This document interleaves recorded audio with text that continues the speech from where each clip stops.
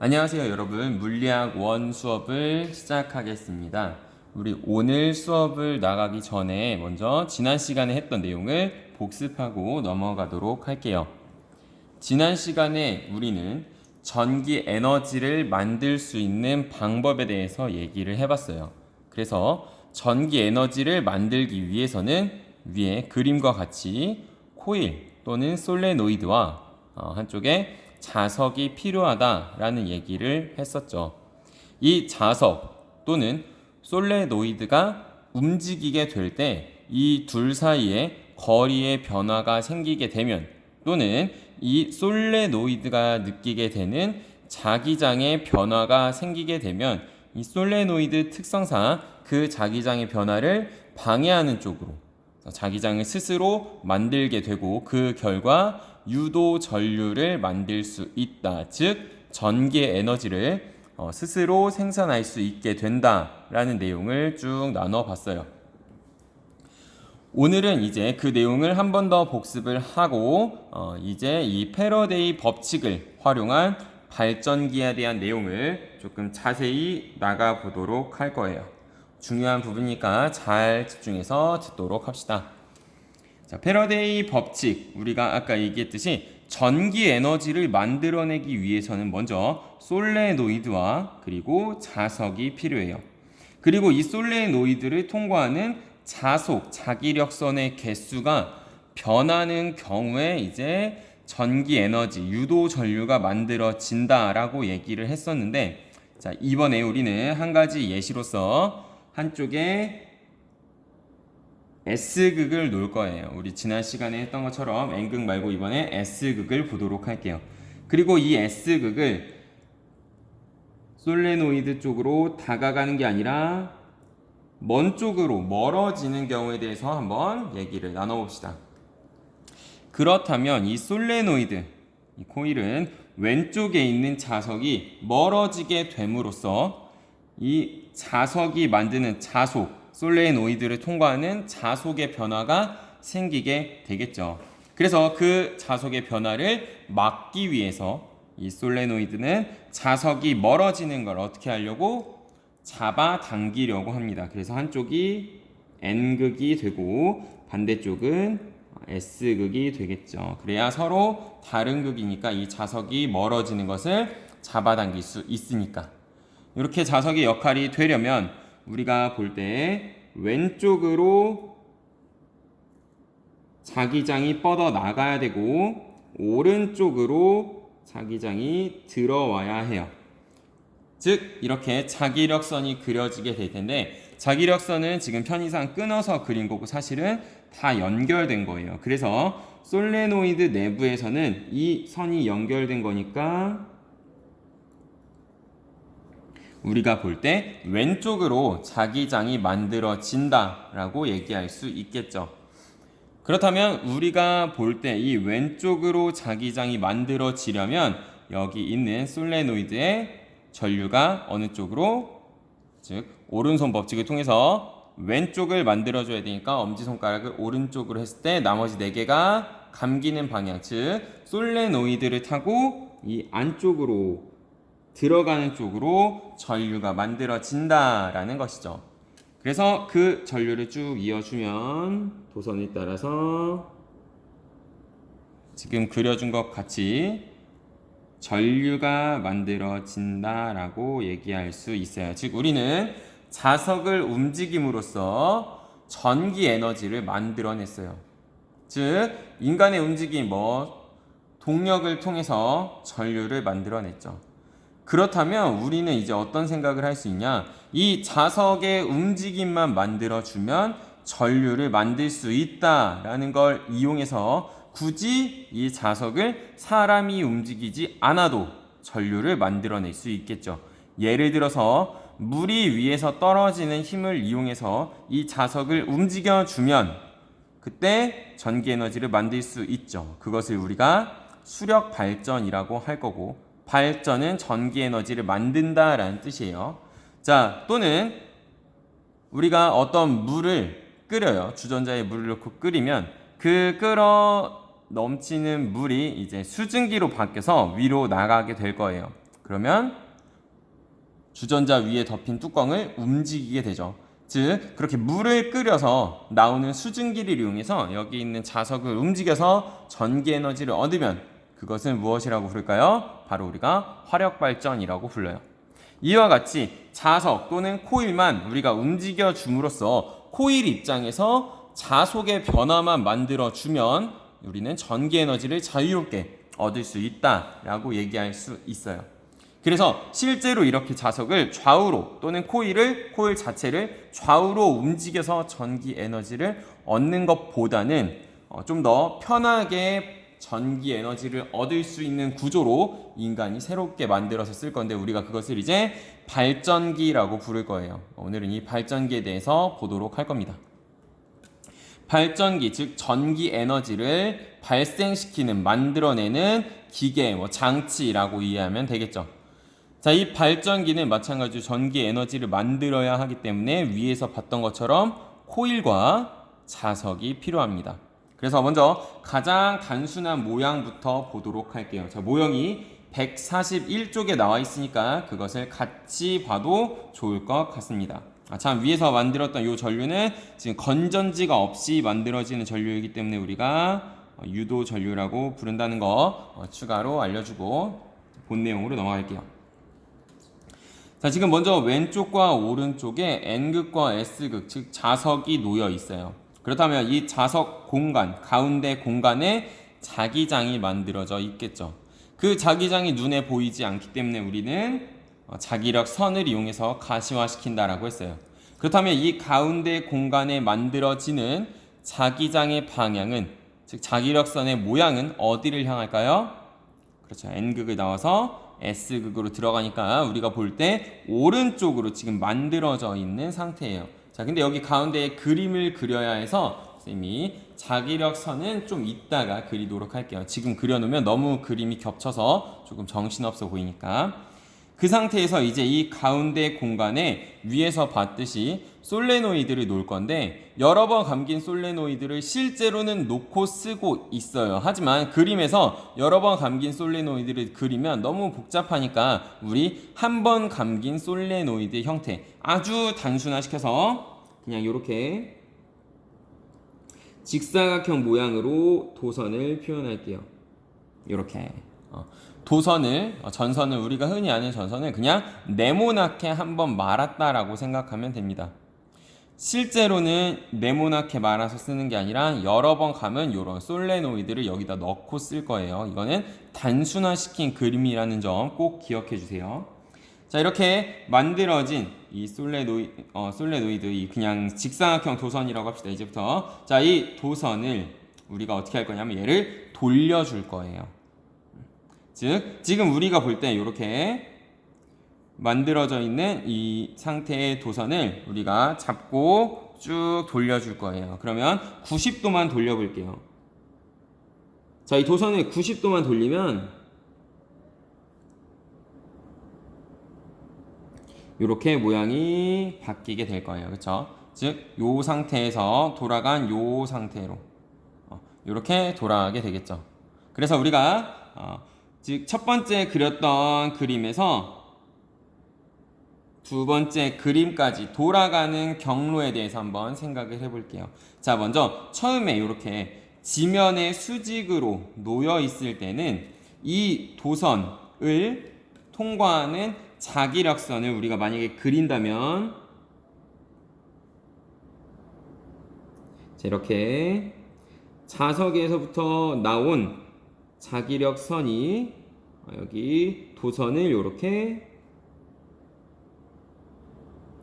통과하게 될 거예요. 지금 빨간색으로 그린 화살표는 N극에서 나와서 S극으로 들어가는 밖에 있는 이 자석이 만드는 자기력선이에요.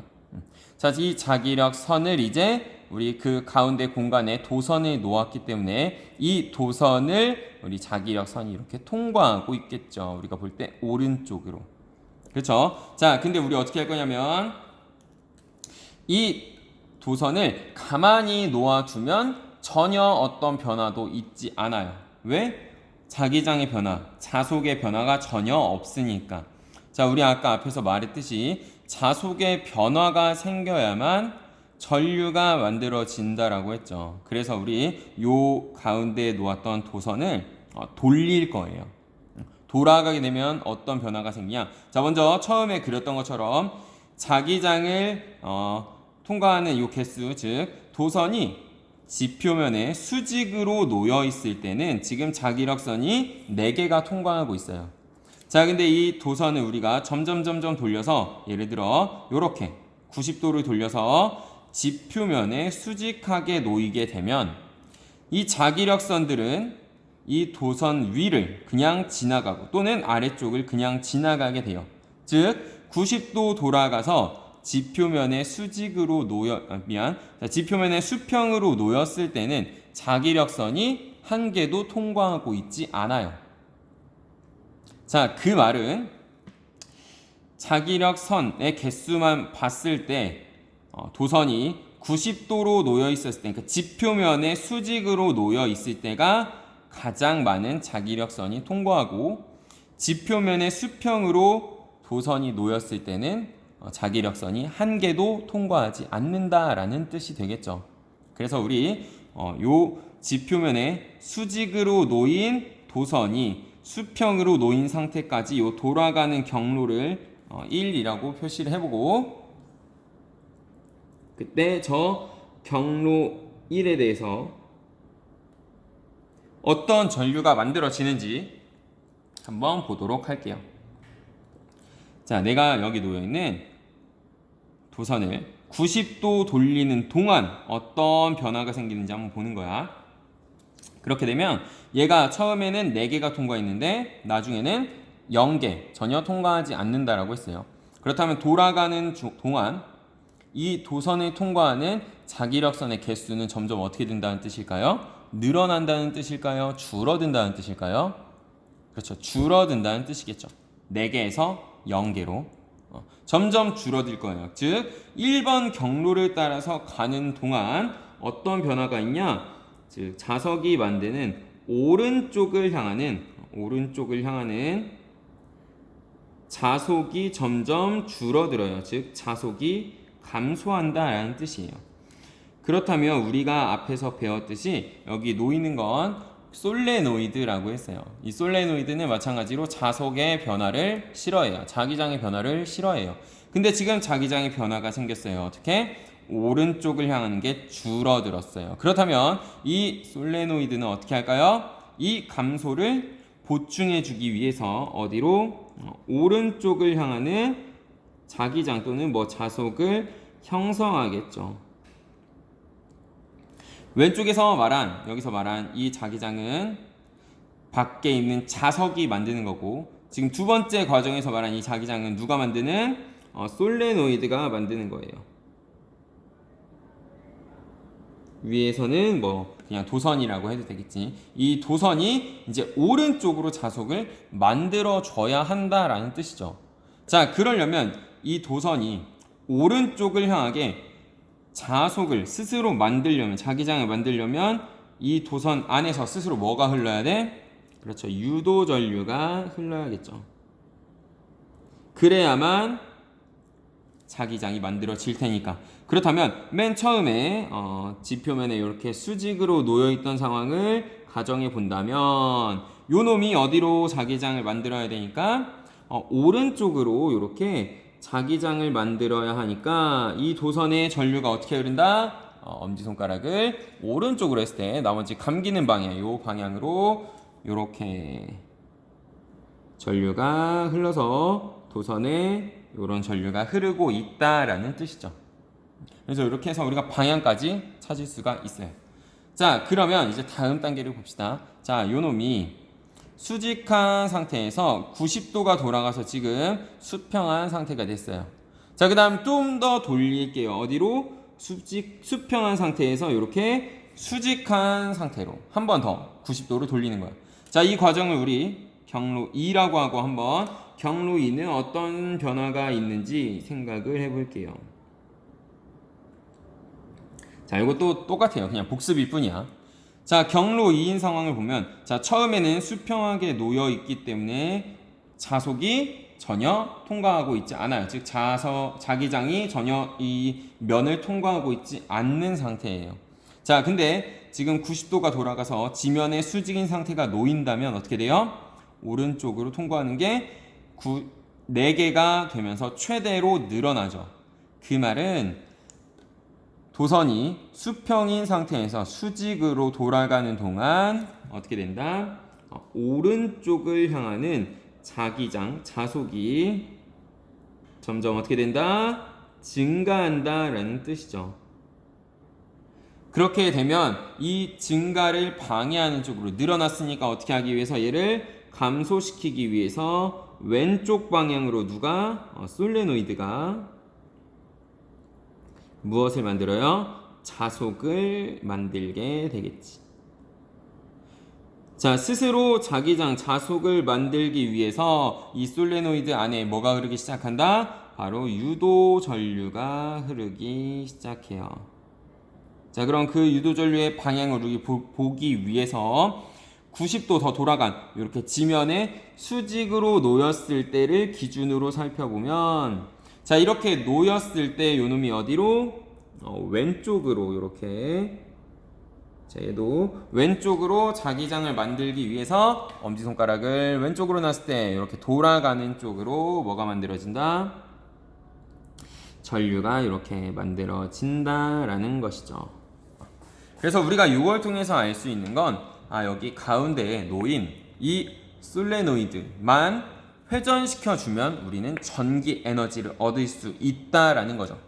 그래서 우리가 지금 일상에서 쓰고 있는 이 모든 전기 에너지들도 이와 같은 방법으로 만들어진 전기 에너지를 발전소, 즉 엄청나게 큰 발전기가 있는 발전소에서 만들어진 전기 에너지를 우리가 가정이나 또는 학교에서 또는 공장에서 받아서 쓰고 있는 것이죠.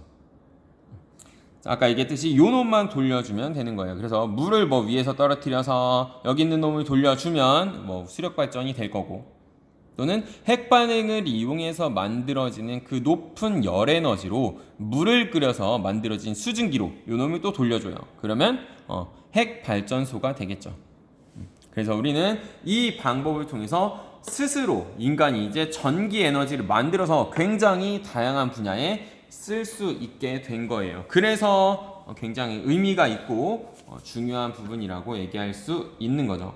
그렇다면 우리가 이 패러데이 법칙, 아까 얘기했던 패러데이 법칙을 또 어디서 쓰고 있냐? 한번 일상에서 쓰고 있는 예시를 잠깐 몇 가지만 보도록 할게요.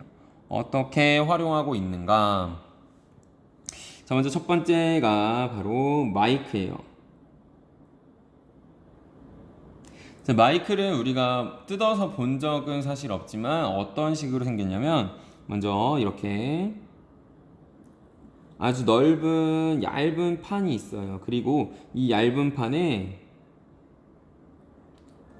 솔레노이드가 이렇게 감겨 있는 거야.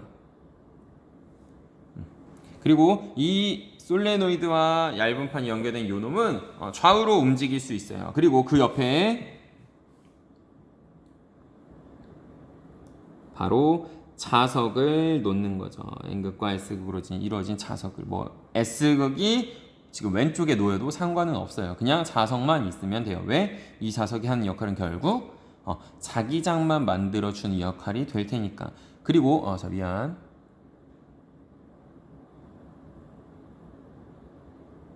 어지러웠다. 미안합니다. 자, 그 다음 여기 있는 이 자석을 우리 어떻게 할 거냐면 고정시킬 거예요. 즉 얘는 움직이지 않는 상태야. 하지만 여기 앞에 있는 코일은 움직일 수 있게, 자유롭게 움직일 수 있는 상태로 만들어 놓은 거지. 자, 이게 지금 마이크 안에 들어가 있는 부품이에요. 그 다음 우리가 옆에서 어떻게 해요? 소리를 만들어요. 소리를 만들면 이 소리가 퍼지겠죠. 자, 퍼진다는 건 결국 이 공간을 채우고 있는 공기가 압축됐다가 팽창됐다가 압축됐다가 팽창됐다가 뭔가 이런 압축과 팽창의 파동이 퍼진다라는 뜻이지. 그렇다면 이 오른쪽에 보면 보이는 마이크 안에 들어간 요 판도 공기와 맞닿고 있으니까 같이 어떻게 될까? 왼쪽과 오른쪽으로 진동하게 되겠죠. 그러면 자석은 고정되어 있는데 왼쪽에 놓여 있는 솔레노이드가 좌우로 진동을 해요. 그러면 이 솔레노이드와 자석 사이의 거리가 왔다 갔다 변하기 때문에 이 솔레노이드에 통과하는 자속의 변화가 생기게 되고 결국 여기에 뭐가 만들어져요? 전류가 만들어지겠죠. 전기 에너지. 위쪽으로 흐르다가 아래쪽으로 흐르다가 진동이 되겠죠. 그 진동을 이제 받아서 우리가 컴퓨터 또는 핸드폰에 넣어주는 게 바로 이 마이크가 될 거예요. 그래서 이 마이크는 외부에서 만들어진 소리 신호를 뭘로 바꿔줘요? 바로 전기 신호로 바꿔주는 역할을 하죠. 그 과정에서 뭐가 쓰인 거야? 패러데이 법칙이 활용이 된 거예요. 그리고 자, 두 번째 경우도 있어요. 두 번째 또 뭐가 있냐? 바로 우리 일상에서 쓰고 있는 무선 충전이에요. 무선 충전. 자, 우리 스마트폰을 충전할 때 원래는 요즘 많이들 쓰고 있지만 그래도 옛날에는 케이블을 직접 연결했어요. 케이블을 직접 연결한다는 것은 결국 어떤 전자제품에 건전지를 연결해서 전류를 흘려준다는 뜻이야. 근데 무선 충전의 경우에는 우리 케이블 연결을 하지 않아요. 즉 건전지를 실제로 연결하지 않는다는 뜻이에요. 그런데도 전기 에너지가 저절로 핸드폰 안에 만들어져서 충전이 되는 것이죠. 자, 어떤 원리가 쓰일까 봅시다. 먼저 그림을 잘 못 그릴 것 같아요. 이해해 주세요. 자, 먼저 충전기가 바닥에 있어요.